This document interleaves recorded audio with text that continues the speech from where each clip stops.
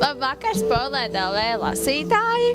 Šajā muzikālajā vakarā, kas norisinās Ziemeļblāsmas stejnīcā, kur mēs redzējām ne tikai vienkārši radošus un lielus priekšnesumus, bet arī video prezentāciju Anitas jeb Košās, kā mēs zinām.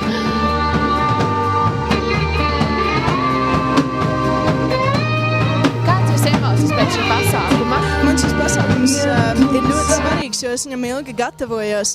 Mēs šovakar spēlējām manas dziesmas īpašās aranžijās, ja, kuras mēs sākumā veidojām ar grupu, un es pat piesaistīju kori, kuram speciāls aranžijas tika veidotas, lai tās izskanētu, jo īpaši tieši šim pasākumam.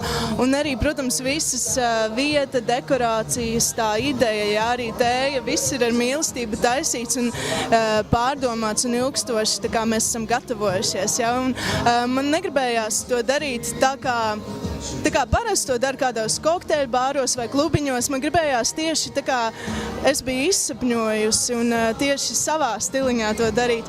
Un man ir ļoti svarīgas sarunas ar cilvēkiem. Parasti, ja mēs satiekamies uz tēju, ja tu uzaicini cilvēku uz tēju, tad tu viņu gribi dzirdēt, ieklausīties. Un tāpēc tieši tējas namiņš, tāpēc tējas vakars, tējas ballīte un tāpēc šis koncerts un tāpēc videoklipa prezentācija.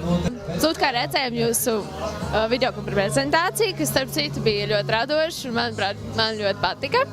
Un kas jūs iedvesmoja radīt tieši šādu veidu video, vai kas bija idejas autors šim videoklipam varbūt?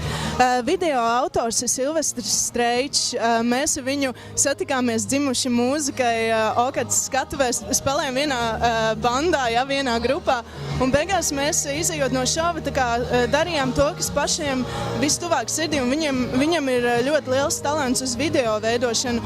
Un viņš teica, ka viņš grib man izveidot klipu, video klipu, jo mēs abi divi esam tādi nedaudz traki, un viņš ir košs savās idejās, un es koši esmu tā kā, uz skatuves, un tad mums radās kopdarbs, un mēs mētājāmies ar idejām. Es pastāstīju, par ko ir dziesma, ko es gribētu redzēt, un viņš pielika savas idejas, un tas viss ir tiešām sanācis tā, ka, tas ir mans mīļākais klips. Es pat teiktu, tā man pašai viņa ir interesanti skatīties, jo tā kā es skatos to klipu, neskatos tā kā uz sevi, jo viņš tiešām ir ļoti interesanti to visu pasniedzis. Un tā kā liels paldies Silvestram Streičam par video, tiešām forši. Jā, paldies. Varbūt kādi būtu jūsu nākotnes plāni saistībā ar mūzikas industrijā vai vispār?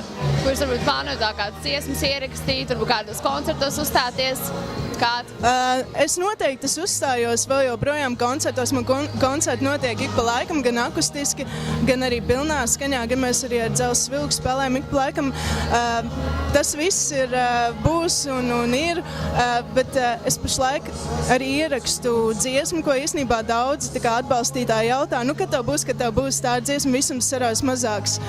Un to es domāju uzdāvināt saviem klausītājiem. Un tad pirmais posms būs noslēdzies, tas, ko cilvēki ir dzirdējuši tās manas dziesmas. Un tad tagad paralēli es arī strādāju pie jaunajām dziesmām, kuras ceru, es neko nesolu, ja nekādas datumus, bet es ceru ierakstīt albumu. Un es varu tikai apsolīt to, ka es ļoti centīšos pēc iespējas ātrāk to, bet konkrētu datumu es tagad pašlaik nevaru pateikt, bet darbs notiek un darbs studijā un arī darbs pie dziesmām notiek. Mēs arī ceram jūs drīzumā gan dzirdēt, gan redzēt.